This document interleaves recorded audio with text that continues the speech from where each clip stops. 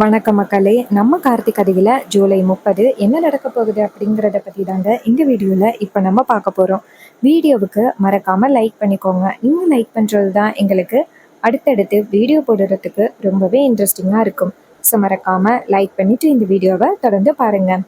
என்ன நடக்குது அப்படின்னு பார்த்துக்கிட்டிங்கன்னா, வெளியில் வந்துட்டு எல்லாரும் பேசிக்கிட்டு இருக்காங்க. என்னெல்லாம் நடந்துச்சு அப்படிங்கிறத அந்த பெண்கள் எல்லாருமே சொல்லிக்கிட்டு இருக்காங்க. அப்பதான் வந்து அந்த மண்டபத்துல ஒருத்தர் வந்து கிளீன் பண்றதுக்காக மண்டபத்தை கிளீன் பண்ணிக்கிட்டு இருக்காரு. அப்போ அந்த மருது வந்துட்டு ராஜாவ தாக்கி கட்டிலுக்கு கீழே ஒளிச்சு வச்சிருக்காங்கல்ல, அந்த இடத்த போயிட்டு சுத்தம் பண்ணிக்கிட்டு இருக்கும் பொழுது கட்டிலுக்கு கீழே யாரோ வந்துட்டு படுத்து கிடக்கிறது மாதிரி இருந்ததோட அவர் அதிர்ச்சியாகி சத்தம் போடுவாரு.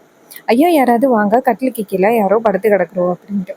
இதை கேட்டதும் வெளியில உள்ளவங்க எல்லாருமே அங்கேருந்து ஓடி வராங்க. ஓடி வந்துட்டு, என்னையாச்சு, ஏன் அப்படி சத்தம் போடுற அப்படின்னு கேட்குறாங்க. அதுக்கு அவர் சொல்றாரு, இங்க பாருங்க, கட்டிலுக்கு கீழே யாரோ இருக்கவோ அப்படின்னு. இதை கேட்டதும் அங்க உள்ளவங்க எல்லாருமே ஷாக் ஆகுறாங்க. என்னையா சொல்ற, கட்டிலுக்கு கீழே யாரோ இருக்கிறோங்களா? கட்டிலுக்கு கீழே யாரையா இருக்கிறா? தேவையில்லாம ஏன் அப்படி பேசுற அப்படின்ட்டு. அதுக்கு அவர் சொல்றாரு, நீங்களே பாருங்க அப்படின்ட்டு. உடனே எல்லாரும் கட்டிலுக்கு கீழே பாக்குறாங்க. அவர் அப்படி சத்தம் போடுறத பார்த்துட்டு எல்லாருமே அந்த கட்டிலுக்கு கீழே பார்க்குறாங்க. பார்த்தா யாரோ வந்து போர்வையில் சுற்றி கிடக்குறாங்க. அதை பார்த்ததும் எல்லாருக்குமே ஷாக்கு. ஹீரோ வந்துட்டு அவரை வெளியில் இருக்கிறாங்க. வெளியில் இழுத்து அவர் முகத்தில் இருக்கிற அந்த போர்வை எடுத்து பார்த்தா அது ராஜா. அவரை பார்த்ததும் எல்லாருக்குமே பேரதிர்ச்சி ஆகுது. அவங்க பொண்ணுங்க எல்லாருமே அப்பாவை பார்த்துட்டு அழுகுறாங்க. ஈஸ்வரியும் ராஜாவை பார்த்துட்டு ரொம்ப அதிர்ச்சி ஆகுறாங்க. ஐயோ, உங்களுக்கு என்னங்க ஆச்சு, எப்படிங்க உங்களுக்கு இப்படி ஆச்சு அப்படின்ட்டு அழுகுறாங்க. மயில சொல்றாரு, சகல, மாமா மூச்சு பேச்சு இல்லாம கிடக்குறாரு, அவரை இப்பவே ஹாஸ்பிட்டல் தூக்கிட்டு போகணும் மாப்பிள்ள அப்படின்னு.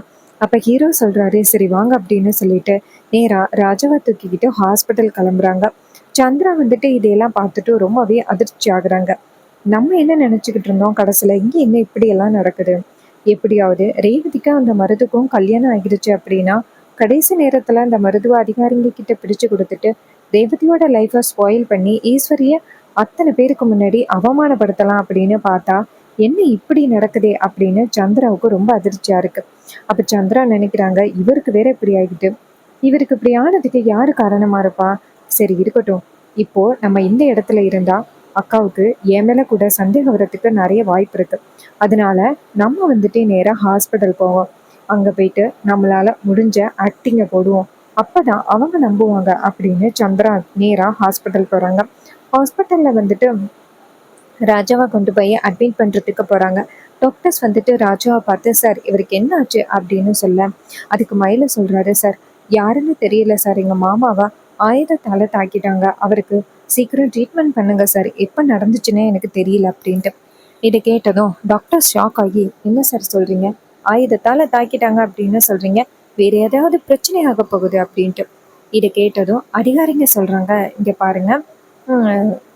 அப்ப ஹீரோ சொல்றாரு, இங்க பாருங்க, என்ன பிரச்சனை வந்தாலும் அதை வந்து நான் வந்து பாத்துக்கிறேன், இப்போதைக்கு என் மாமாவுக்கு வந்து ட்ரீட்மெண்ட் கொடுங்க அப்படின்ட்டு.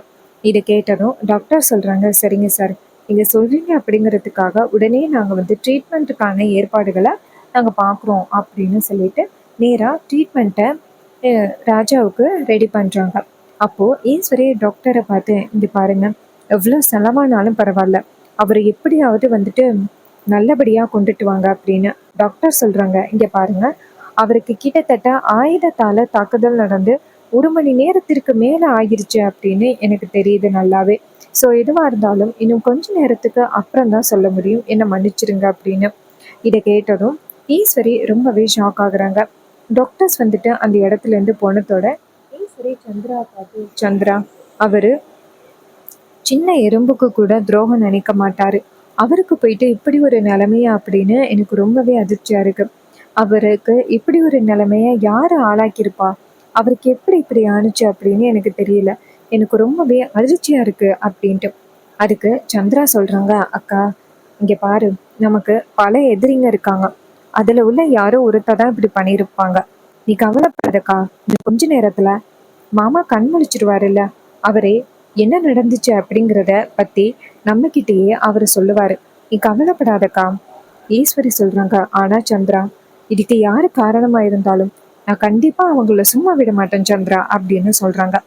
டாக்டர்ஸ் வந்துட்டு ராஜாவுக்கு ட்ரீட்மெண்ட் பண்ணிக்கிட்டு இருக்காங்க. அப்போ அவசர அவசரமா ஒரு நர்ஸ் வெளியில வர, ஈஸ்வரி நேரா நர்ஸை பார்த்து, மேடம், அவர் இப்ப எப்படி இருக்காரு, அவருக்கு என்ன ஆச்சு அப்படின்னு கேக்குறாங்க. அதுக்கு நர்ஸ் சொல்றாங்க, மேடம், எதுவா இருந்தாலும் ட்ரீட்மெண்ட் முடிஞ்ச பிறகு தான் சொல்லலாம். அவரு ரொம்ப ஆபத்தான நிலைமையில இருக்காரு அப்படின்னு சொல்லிட்டு போறாங்க. இதை கேட்டதும் ஈஸ்வரிக்கு ரொம்பவே அதிர்ச்சியா இருக்கு. அவரு சின்ன எறும்புக்கு கூட துரோகம் நினைக்க மாட்டாரு. ஆனா அவருக்கு இப்படி ஒரு நிலைமையா அப்படின்ட்டு ரொம்பவே வருத்தப்படுறாங்க நம்ம ஈஸ்வரி. அப்போ ஹீரோ நேரா அவங்க அத்தைய பார்த்து, அத்தை கவலைப்படாதீங்க, மாமாவுக்கு எதுவும் ஆகாது.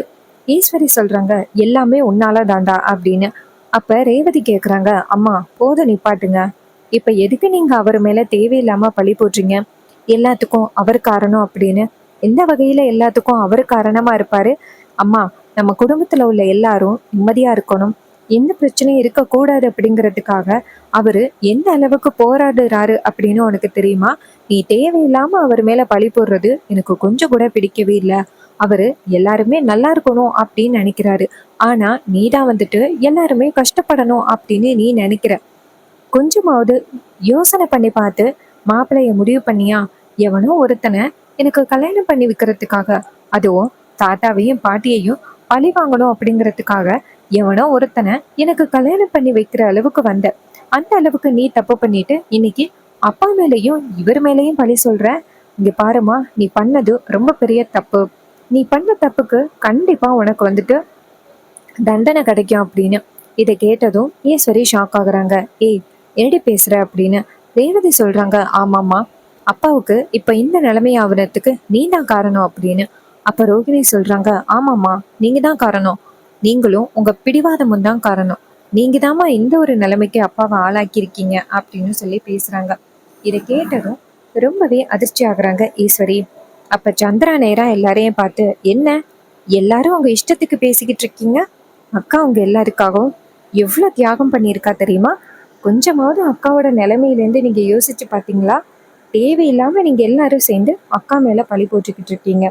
அக்கா எந்த அளவுக்கு இந்த குடும்பத்துக்காக கஷ்டப்பட்டு இருக்கா தெரியுமா? கொஞ்சம் கூட வந்துட்டு நன்றியே இல்லாம எல்லாரும் பேசுறீங்க அப்படின்னு கேக்குறாங்க. இதை கேட்டதும் நம்ம ஈஸ்வரி சொல்றாங்க, விடு சந்திரா, இங்க உள்ளவங்க யாருக்கும் என்னை பத்தி கவலையே கிடையாது. நான் எதுக்காக இதை பண்றேன் அப்படிங்கிற ஒரு யோசனையே இந்த வீட்ல யாருக்குமே இல்லை. இவங்க கிட்ட பேசி எந்த வித பிரயோஜனமும் இல்லை. விடு சந்திரா அப்படின்னு. சந்திரா சொல்றாங்க, சரிக்கா. ஈஸ்வரி சொல்றாங்க, சரி வா, ஒரு முக்கியமான வேலை இருக்கு, வெளியில வா அப்படின்னு. அப்ப சந்திரா கேக்குறாங்க, அக்கா என்னக்கா முக்கியமான வேலை அப்படின்னு. ஈஸ்வரி சொல்றாங்க, நீ வெளியில வா சொல்றேன் அப்படின்னு. அப்புறமா சந்திரன் கேக்குறாங்க, சொல்லுக்கா, என்ன முக்கியமான விஷயம்? ஈஸ்வரி சொல்றாங்க, இங்க பாரு, எனக்கு ரொம்ப முக்கியமான ஒரு வேலை இருக்கு, வெளியில போயிட்டு அதை முடிச்சிட்டு வரேன். அது வரைக்கும் ஹாஸ்பிட்டல்ல இருந்து மாமாவை பார்த்துக்க. ஏதாவது ஆபத்தான சுச்சுவேஷன் அப்படின்னா எனக்கு உடனே கால் பண்ணு அப்படின்னு. அதுக்கு சந்திரா கேக்குறாங்க, அக்கா என்ன முக்கியமான விஷயம்னு என்கிட்ட சொல்லுக்கா. ஈஸ்வரி சொல்றாங்க, இல்ல சந்திரா, இப்போதைக்கு என்னால சொல்ல முடியாது, நீ இரு அப்படின்னு. சந்திரா சொல்றாங்க, இல்லக்கா, என்னன்னு என்கிட்ட சொல்லுக்கா. ஈஸ்வரி சொல்றாங்க, இல்ல சந்திரா, நீ ஹாஸ்பிட்டல்ல இரு, நான் முடிச்சிட்டு வரேன் அப்படின்ட்டு கிளம்புறாங்க.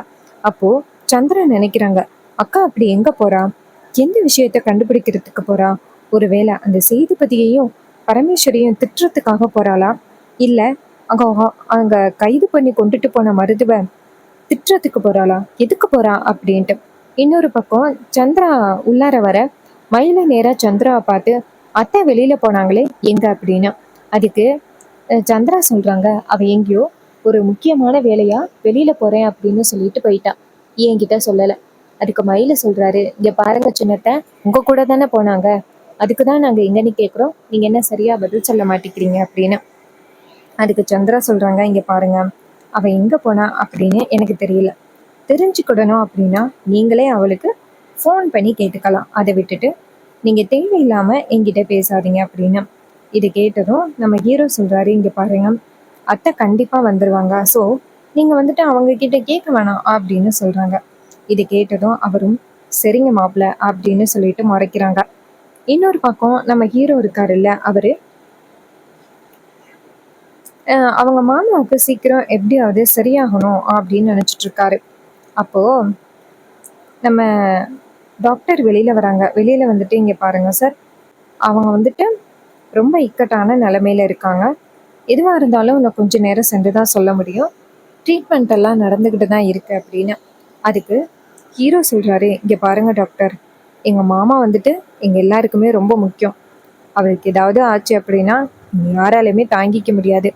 நீங்க தான் வந்துட்டு அவரை நல்லபடியா கொண்டுட்டு வரணும். அதுக்கு டாக்டர் சொல்றாங்க, இங்க பாருங்க, எங்களால முடிஞ்ச அளவுக்கு நாங்க ட்ரீட்மெண்ட் கொடுத்துக்கிட்டு இருக்கோம். சரியா? அப்ப ஹீரோ சொல்றாரு, சரிங்க டாக்டர் அப்படின்னு சொல்லிட்டு பேசுறாங்க. இன்னொரு பக்கம் ஈஸ்வரி என்ன பண்றாங்கன்னா, நேரா சிவனாண்டியோட வீட்டுக்கு தான் போறாங்க. அங்க போயிட்டு, ஏ சிவனாண்டி வெளியில வாடா அப்படிங்கிறாங்க. அப்போ சிவனாண்டிக்கு ஈஸ்வரியோட சத்தம் கேட்டத்தோட வெளியில வராங்க. வெளியில வந்துட்டு, ஏ ஈஸ்வரி, இப்ப எதுக்கு நீங்க வந்து சத்தம் போட்டுக்கிட்டு இருக்க? உன் பொண்ணுக்கு இன்னைக்கு கல்யாணம் அப்படின்னு கேள்விப்பட்டேன். உன் பொண்ணோட கல்யாணம் நல்லபடியா முடிஞ்சிருச்சா அப்படின்னு கேக்குறாங்க. அதுக்கு ஈஸ்வரி சொல்றாங்க, ஏய், என் புருஷனுக்கு இப்படி ஆனதுக்கு நீ தானே காரணம் அப்படின்னு கேக்குறாங்க. இது கேட்டதும் சிவனாண்டி ஷாக் ஆகி, ஏய், என்ன பேசுற? தேவையில்லாம வந்து இங்க உளறிக்கிட்டு இருக்க. நீ சொல்றது எனக்கு ஒன்றும் புரியல அப்படின்னு. அதுக்கு ஈஸ்வரி சொல்றாங்க, இங்க பாரு, அவரு இப்ப ஹாஸ்பிட்டல்ல ரொம்ப ஆபத்தான நிலைமையில இருக்காங்க. நீ எப்படியாவது இந்த கல்யாணத்தை நிப்பாட்டணும் அப்படிங்கிறதுக்காக இப்படி ஒரு காரியத்தை பண்ணியிருக்க அப்படின்னு. இது கேட்டதும் சிவனாண்டி சொல்றாரு, இங்க பாரு ஈஸ்வரி, நீ என்ன பேசுற அப்படின்னு எனக்கு கொஞ்சம் கூட புரியவே இல்லை. நீ தேவையில்லாம யாருடைய பேச்சையோ கேட்டுக்கிட்டு நீ இங்க வந்து நிக்கிற. அதுக்கு ஈஸ்வரி சொல்றாங்க, இங்க பாரு, உன்னை காலி பண்றதுக்காக தான் வந்திருக்கேன். நீ இருக்கிற வரைக்கும் என் குடும்பத்துல துளி அளவு கூட நிம்மதி இருக்காது அப்படின்னு தெரிஞ்சு போச்சு.